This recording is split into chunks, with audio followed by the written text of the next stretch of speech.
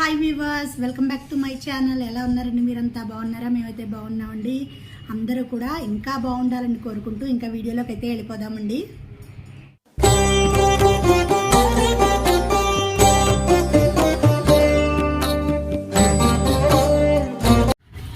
క్రిందటి శుక్రవారం నేను తులసి కోటకి పూజ చేసుకున్నానండి.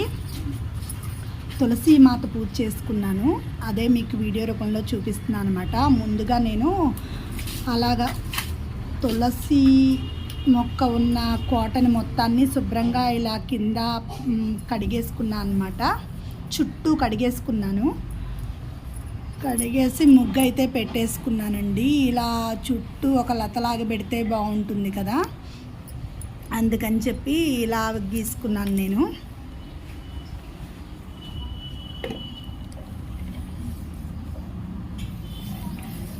ఉన్నది సందులో మాకు కొద్దిగా ప్లేసేనండి, అందుకని చెప్పి చిన్న చిన్న ముగ్గులే పడతాయి అన్నమాట. ఇలా 2 వరుసల్లో గీసేసుకున్నాను.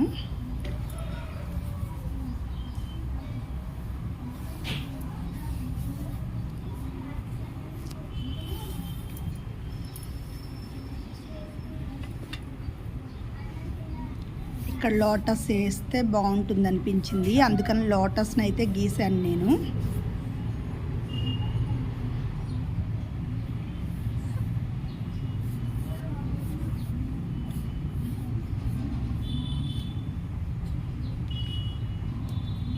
అంటే ఒక చేత్తో కెమెరా పట్టుకొని గీయటం కదా, అందుకని షేక్ అయిపోతూ వస్తుంది. మీకు అంత క్లియర్గా కనిపించట్లేదేమో అనిపించింది నాకు. ఇలా అయితే పూర్తి చేసేసుకున్నాను. తర్వాత ఈ తులసి కోట చుట్టూ కూడా చక్కగా పసుపు అయితే రాసేసుకున్నాను అనమాట. పైన ఉన్న ఫ్రేమ్ ఇరిగిపోయిందండి.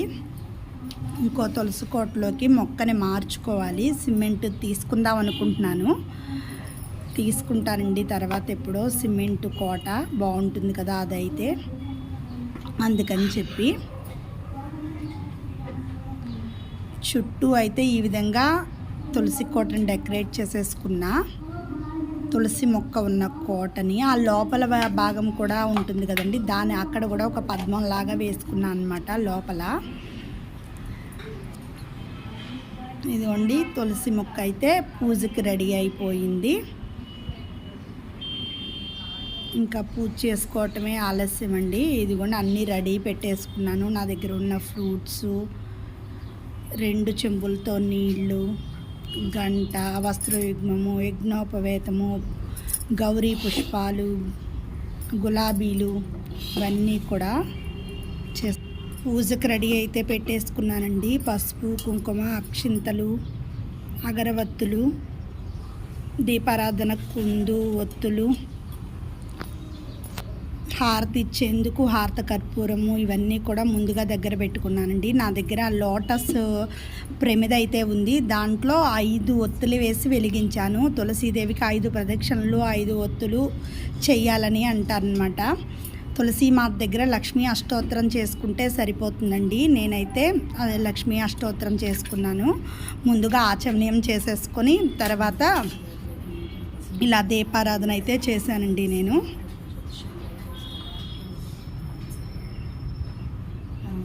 ఇలా 5 ఒత్తులతో దీపారాధన చేశాను.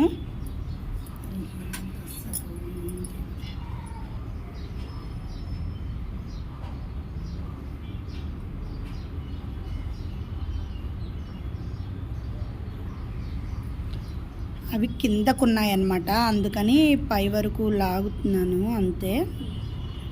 కొద్దిగా చక్కగా వెలుగుతూ ఉంటాయి కదండి దీపారాధన చేసినప్పుడు.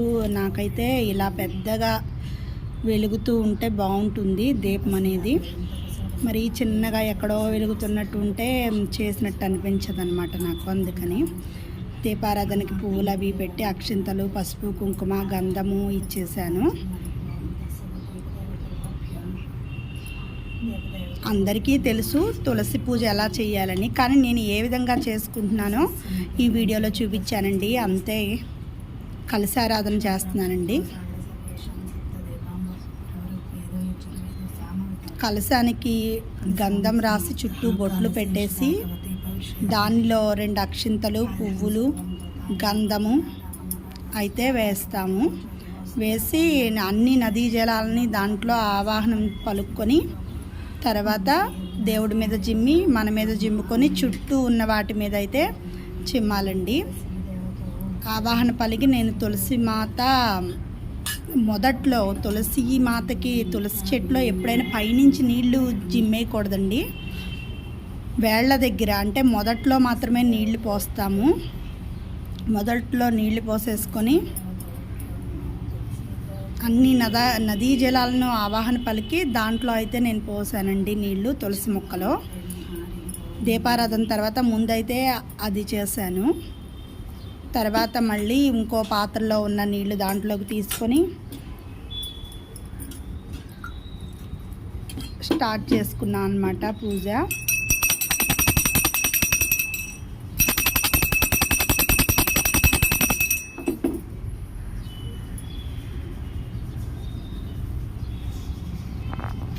అగరవత్తులు వెలిగిస్తున్నానండి. అగరవత్తులు ధూపం చూపించడానికి అన్నమాట. ముందుగా మనం షోడోపచారాలతో చేయలేకపోయినా ధూపము చూపించవచ్చు. రోజు నేను అలాగే చేస్తానండి. తులసి కోటకి ముందు దీపారాధన వెలిగించి తర్వాత ఇలా ధూపం చూపించి నైవేద్యం ఇచ్చేస్తూ ఉంటాను. విశిష్టంగా చేసుకున్నప్పుడు మాత్రమే అన్నీ చేస్తానండి. ఆవాహన మంత్రములు పలుక్కొని ఆసనం ఇచ్చి తర్వాత పాదాలకి చేతులకి అర్ఘ్యం ఇచ్చేసుకున్న తర్వాత మళ్ళీ పంచామృత స్థానము శుద్ధోదక స్థానము చేయించి వస్త్రయుగ్మము యజ్ఞ సూత్రము లేదా యజ్ఞోపవేతము అవి ఇచ్చేసుకొని తర్వాత గంధము పుష్పము ఇదిగోండి ఇలా తులసి కాడలకు అనమాట. మొదట్లో ఉన్న తులసి మొక్క యొక్క కాడలకి పసుపు రాసి బొట్లు అయితే పెట్టేసుకుంటాను. బొట్టు పెట్టేసి ముందు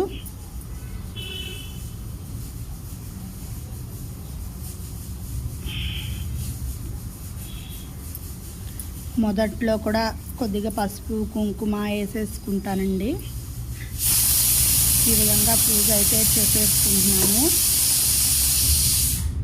గంధము పసుపు కుంకుమ అక్షంతలు ఇవన్నీ ఇచ్చేసుకొని దీపం చూపించి ధూపం చూపించి నైవేద్యం అయితే ఇచ్చేయాలి.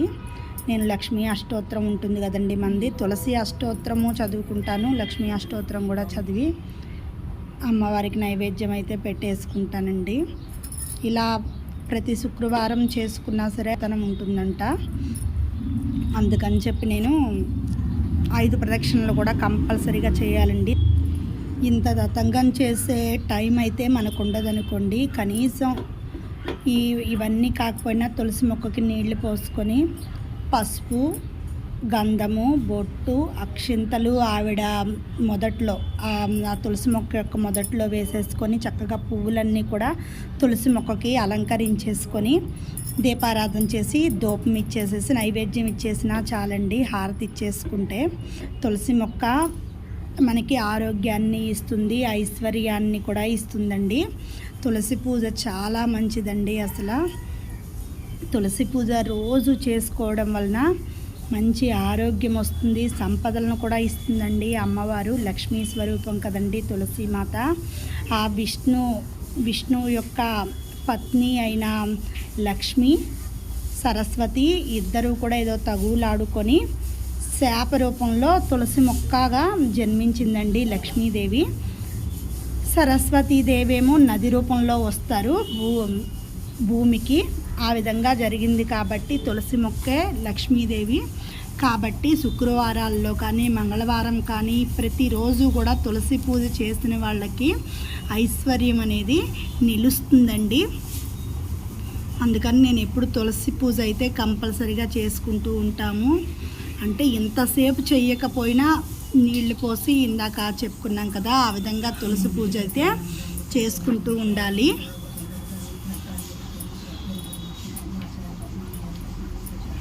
రోజు తులసి మొక్క దగ్గర కడిగి ముగ్గేసుకొని నీళ్లు పోసి పువ్వు పెట్టినా చాలండి. టైం లేనప్పుడు మనం ఏదన్నా ఆఫీస్కి వెళ్ళిపోవాలనుకోండి, ఆ కొద్దిగా చేసినా మనకి మంచి ఫలితం అయితే ఉంటుందండి. ఎప్పుడు చెప్పుకుంటూ ఉంటాం కదా, మనం చేసుకున్న పూజ మంచి కర్మలు ఎక్కడికి పోవండి. మన వెనకాలే వస్తాయి.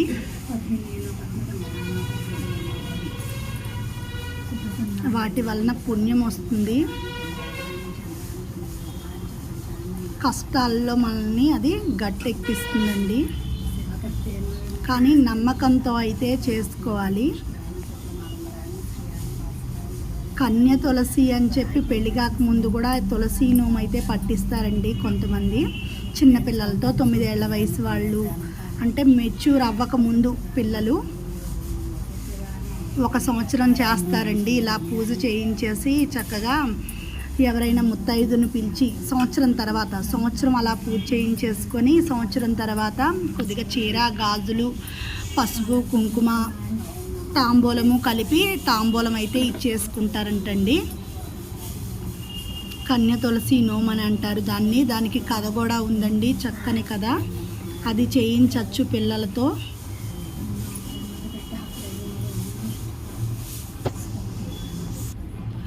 మనం పూజ అంతా చేసిన తర్వాత మర్చిపోతూ ఉంటామండి. అమ్మవారి దగ్గర పువ్వు, కుంకుమ మనమైతే కంపల్సరిగా తీసి పెట్టుకోవాలండి. పూజ దగ్గర నుంచి లేచే ముందే ఆ పని చేయాలండి.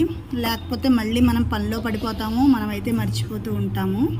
ఆ విధంగా మొదట్లో ఆవిడకి పూజ చేసిన పువ్వుల్లో ఏదో ఒక పువ్వు తీసుకొని అమ్మవారి ప్రసాదం కింద మనం తలలో అయితే పెట్టుకోవాలి. అక్కడ ఉన్న కుంకుమ తీసి మన నుదుటిని పెట్టుకోవాలి. ఆ విధంగా మాత్రం కంపల్సరిగా చేయాలండి తులసి పూజ చేసేటప్పుడు. కార్తీక మాసంలో అందరం చేస్తూనే ఉంటామండి తులసి పూజ అనేది. రోజు తులసి కోట దగ్గరే దీపారాధన చేసి ఏ అష్టోత్తరం అయితే ఆ అష్టోత్తరం చదువుకుంటూ ఉంటాం కదండి. శివ అష్టోత్తరం అని, లక్ష్మీ అష్టోత్తరం, పార్వతీ అష్టోత్తరం, అలా రకరకాలుగా. ఈసారి అయితే నేను ఈ అరటిపళ్ళు, ద్రాక్షలు తెచ్చానండి. ఒక్కొక్కసారి బయటికి వెళ్ళటం వీలు లేకపోతే కనుక ఏ బెల్లం ముక్కో నేను నైవేద్యం అయితే పెట్టేస్తాను. ఉంటే పాలైనా సరే ఒకటే పెట్టాలనేం కాదండి. ఆ విధంగా నేనైతే పూజ చేసేసుకుంటూ ఉంటాను.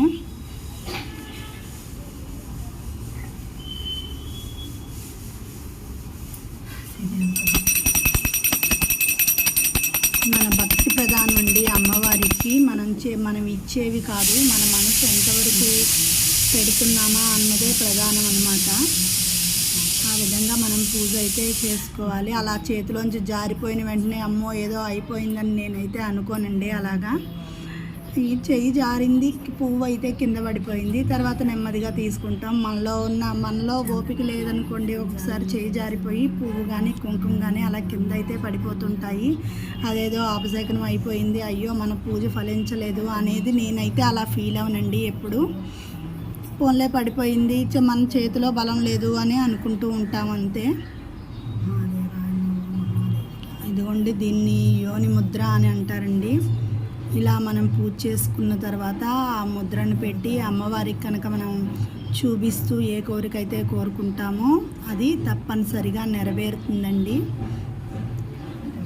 నేను రోజు కూడా కోరికతో అయితే చెయ్యకపోయినా ఆ విధంగా నమస్కారం అయితే అమ్మవారిని చేస్తూ ఉంటాను. ఆ విధంగా నమస్కారం చేస్తూ ఉంటాను. యోని ముద్ర ఒకటి, త్రికండి ముద్ర అని కూడా ఉంటుంది. అది కూడా వేసి అమ్మవారి దగ్గర ప్రార్థన చేస్తూ ఉంటానండి నేను. ఈ విధంగా అయితే నేను తులసి పూజ చేసుకున్నాను. నాకన్నా మీరు బాగా చేసుకుంటూ ఉంటారు, కానీ నాకు వచ్చినంతలో నేనైతే పూజ ఈ విధంగా చేసుకుంటానండి. నేను ముందే చెప్పాను కదా మీకు, నేనంత పూజలో నిపుణురాలని అయితే కాదు. నా మనస్ఫూర్తిగా నేను చేసుకుంటాను. ఉన్న దాంట్లో చక్కగా చేయగలిగినంత వీల్లో చేసుకుంటాను అన్నమాట.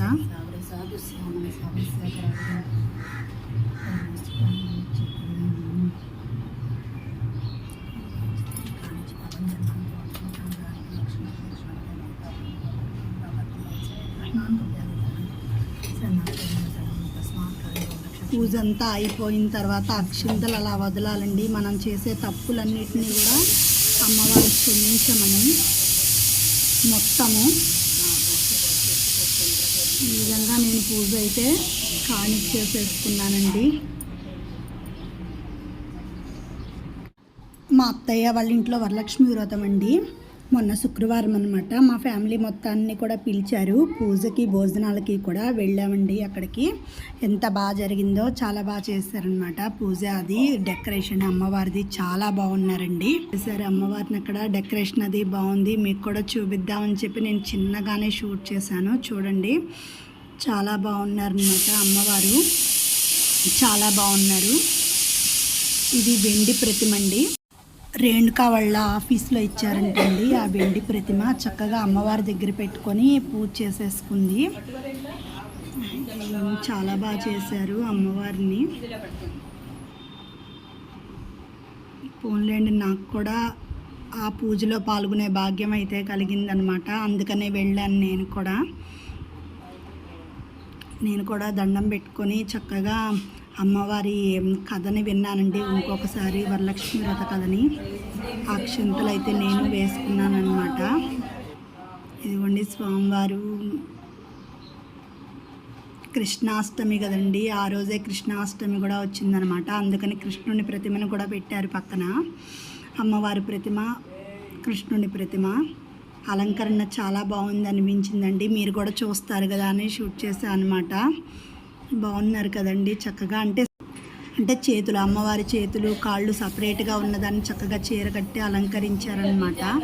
ఇవిగోండి నవదీప హారతి, 9 దీపాలతో హారతి ఇచ్చారు చక్కగా. పిండి దీపాలు పెట్టుకొని ఆ ప్రమిద చూడండి, నాకైతే చాలా బాగా నచ్చిందనమాట. లోటస్ షేప్లో ఉంది ప్రమిద, ముందు ఉన్న ప్రమిద చాలా బాగుందండి. అదే మీకు చూపిద్దామని నేను షూట్ చేశాను అనమాట. ఎంత బాగుందో చూడండి. ఆ ప్రమిద మాత్రం నాకు చాలా బాగా నచ్చింది. చక్కగా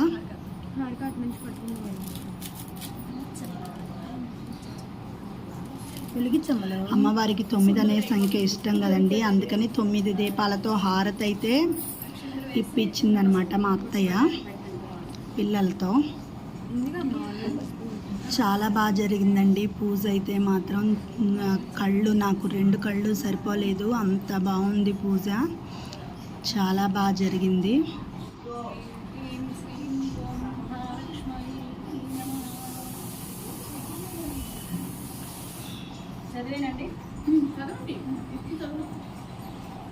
బొడ్డొత్తులు చేసి తర్వాత పిండి ప్రమిదలో పెట్టారండి చక్కగా.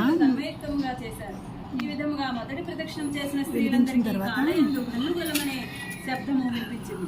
కథ వింటూ ఉండేటప్పుడు గల్లుగలమనే శబ్దం వినిపించింది. ఆ శబ్దం ఎలా వచ్చిందో అని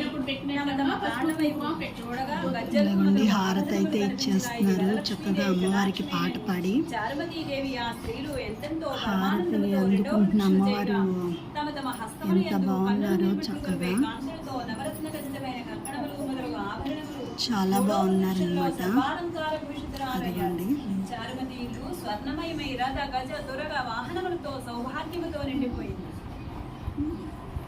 ఈ విధంగా నేనైతే మ్యూజిక్ వెళ్ళి వచ్చేసామండి. మా పిల్లలు మేమందరం వెళ్ళామన్నమాట.